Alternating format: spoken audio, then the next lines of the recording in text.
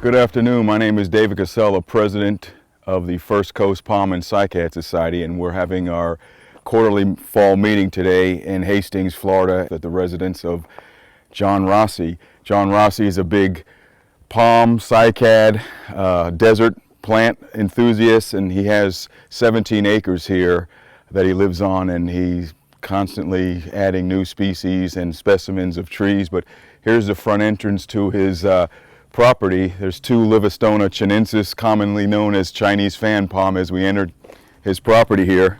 And I'm just going to take you through a walk, and it's a little shady here. He has a lot of genus and species of palms that normally wouldn't fare and survive this far north. Reason being why they do is because, as you can see, there's a large canopy of magnolia, live oaks, sweet gums, few pine trees here and there, so that creates a canopy and it keeps the frost off during the winter months and creates a little microclimate and windbreak as well. So mixed in with the palms, he has shade-loving plants, bromeliads, philodendron, some Hawaiian Thai plants, cordyline, shell ginger. We'll start over here to the left. Not only does, like I said earlier, John have a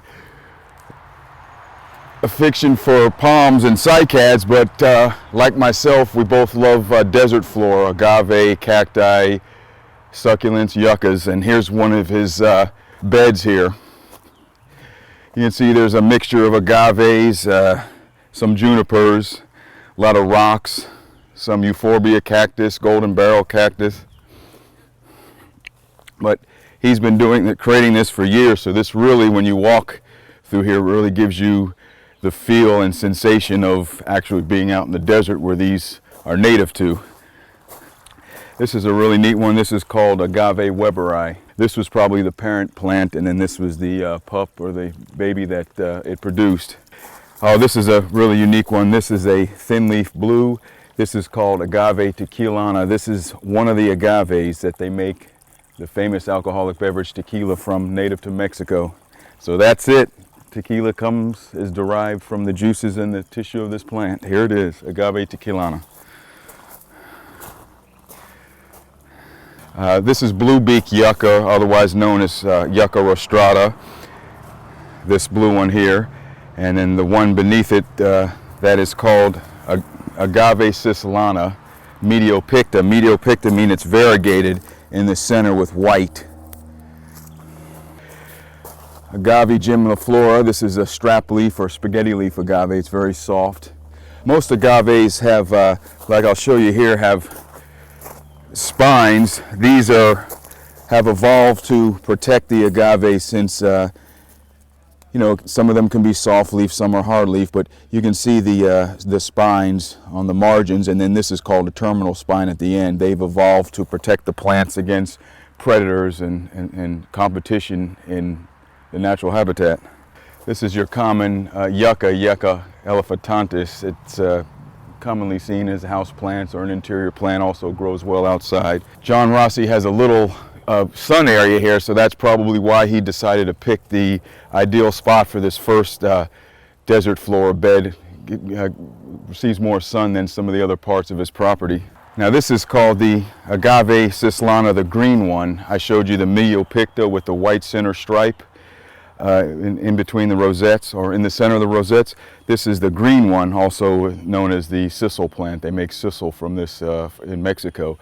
And then the large palm behind it, that is called Becario Phoenix alfredii. That is native to the island of Madagascar.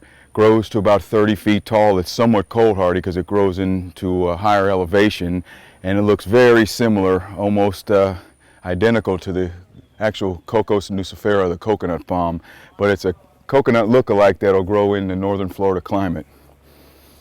John's a big enthusiast with these. He has bundles of them all around the property. This is the Agave angustifolia variegata, or the Caribbean century plant, a native agave to the Caribbean. Max height about 4 feet by 4 feet.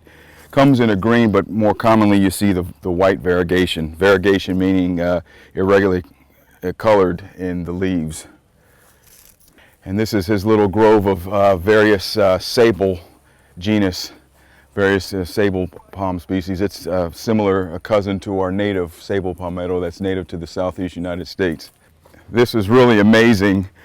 This is a palm, Prochardia hildebrandi, Hawaiian dwarf blue fan palm. It's from Hawaii, and you know Hawaii's climate is tropical in the Pacific. It's amazing with the microclimate that's created here. This palm is able to survive. This is really a zone 10B or zone 11, which is probably about 250 miles south of here to grow comfortably, but however he's growing it here, it looks very well. There's shade-loving plants in here. This is Roystonia regia, the Cuban Oil Palm, another one that typically shouldn't be grown this far north, but it's surviving well with the canopy of oak trees above it, right at the split fork of his driveway. You can see we have a big turnout in members from the Central Florida Palm and Cycad Society and my group, the First Coast Palm and Cycad Society. I was told there's 60 plus attendees today, which is a very good turnout and perfect weather. Temperatures were in the upper 50s to low 60s for the morning lows this morning. So, and there's a nice breeze and clear skies, no rain or heavy winds to worry about today. So it's a perfect day. This is one split of his driveway, a triple pygmy date palm, Phoenix robelinii, Phoenix sylvestris, relative. This is from India, that's from Laos and Southeast Asia. Coco cranita, otherwise known as the old man palm. That's endangered species palm in Cuba. Reason why they call it the old man, you can see the shaggy old hair there. Very shaggy, very, very unique palm from Cuba.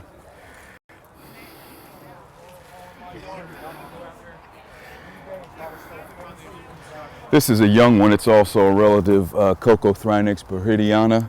Basically, you see the fans on here, and the stems that come out of the trunk to the leaves, they're very short or non-existent, so it's a really tight canopy. Isn't that a beauty? Oh yeah. It's so cute.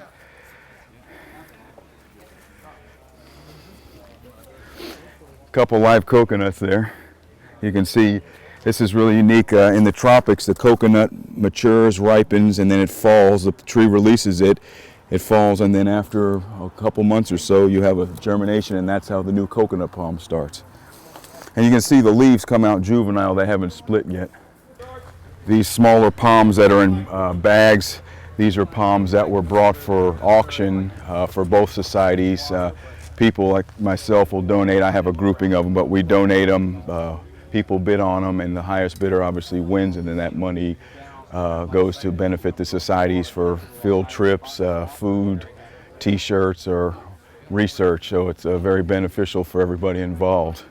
So we have an auction, and then after the auction, if anybody decides they want to sell, we also have a plant sale as well after the auction. Wide variety of cold hardy palms, subtropical palms, tropical palms, as well as cycads and a few other plants. Oh, another unique one, Coco miraguama. I actually just acquired one of these a week ago. I had been looking for one for a while. I went down to Searle Brothers Rainforest Collection and also down to Homestead, and I found one at Steve Stern's Exotic Palms in Homestead. So I'm glad to add one of these to my collection, but John's is faring very well here. I'll show you my group that I brought here. I grew all these from seed, but the four back ones are Woodyetia bifurcata, which is a Foxhill Palm native to Australia. 4 of those, and then I've got 2 Phoenix sylvestris Indian silver date palms. They're all about 2 years old. 3 Livistona cerebus Tayrol palms. 2 Florida natives, the silver version of the Everglades Perotis palm. This is a dwarf sugar palm, Aranga angleri, and then a blue elf hybrid aloe. So I'm going to donate those to the meeting, and whatever auction funds are raised, it'll benefit both societies. Here's John's desert garden. That's the big one. Ciagra schizophylla, Aracuri palm. It's a dwarf native to South America. As you can see behind us, this is Ciagra romans-offiana, so they're related. That's the common queen palm, and this is the Aracuri palm.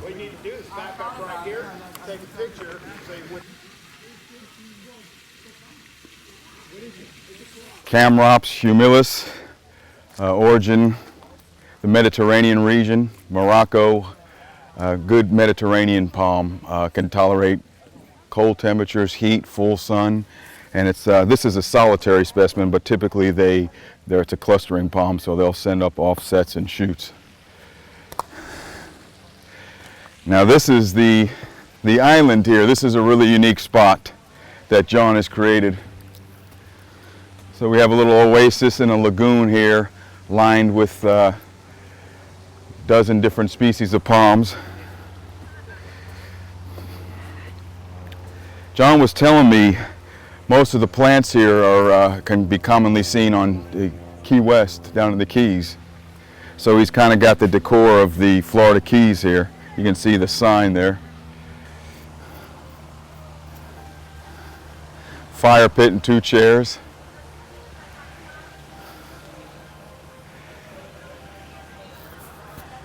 An old cannon. And he's actually put down some sand here to emulate the, Florida's beautiful sandy beaches and shoreline. This is the little patio area.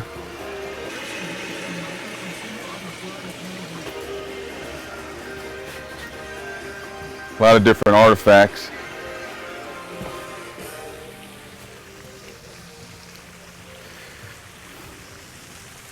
There's a fountain out here in the water, and it's lined with various palms. Livistona decor, the ribbon palm, Washingtonian robusta, Livistona rigida, Sabal Palmetto, Livistona chinensis, Agves, which is the Mule Palm. These are actually natives to Florida, Serenoa repens, and one with the trunk the size of this one is very ancient. It's probably close to 100 years old. When this land was developed, John informed me that he left these here because they were such large specimens even at that time that they're still here for his palm display, but they're native palms, one of the few that he didn't plant. Very nice specimen, Mule Palm specimen, which is a cross between the Butia capitata, the Pindo palm, and the Queen palm, Agave romanzaffiana. But hybrid vigor, it's pretty much favors the Pindo trunk because Pindos has more robust trunk. And unfortunately, when they flower and seed, they're sterile. That's why they call them a mule palm. These seeds are sterile, they won't germinate. They do flower though, like all other palms, but the seeds are just sterile. And I wanted to take you up to the crow's nest. Another nice nook and cranny up here. Nice view, 360 degrees of the whole property.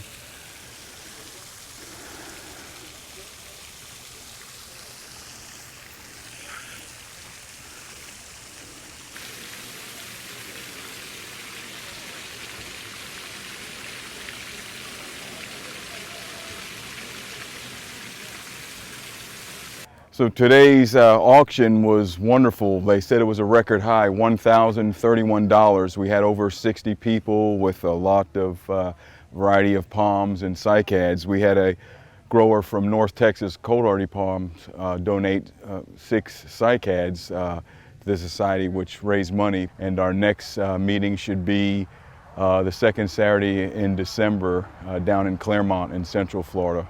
So that's where that be. I just wanted to end the video with this beautiful powder silver Bismarck palm at John's. He's the king of the yard here at John Rossi's house, overlooking the lagoon.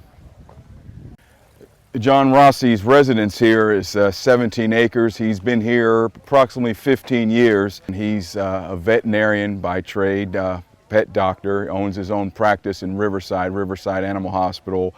He's there Tuesdays through Saturdays. He's off Sundays and Mondays. He took off today for the special day for the meeting. We also previously hosted the last meeting in spring, March 18th Sunday here. Didn't have as big of a turnout. It was just for the First Coast, and several members weren't able to make it, but most of them came today, as well as the Central Florida Palm and Cycad Society. John has a love of, like I said, plants, animals, veterinarian by trade. He's written a bundle of books on himself and on life and his field in the veterinarian. So if you ever are interested in meeting a good veterinarian or maybe reading his books, you can look up Dr. John Rossi. His practice is at Riverside Animal Hospital, and maybe you can join us for a meeting one time with our societies.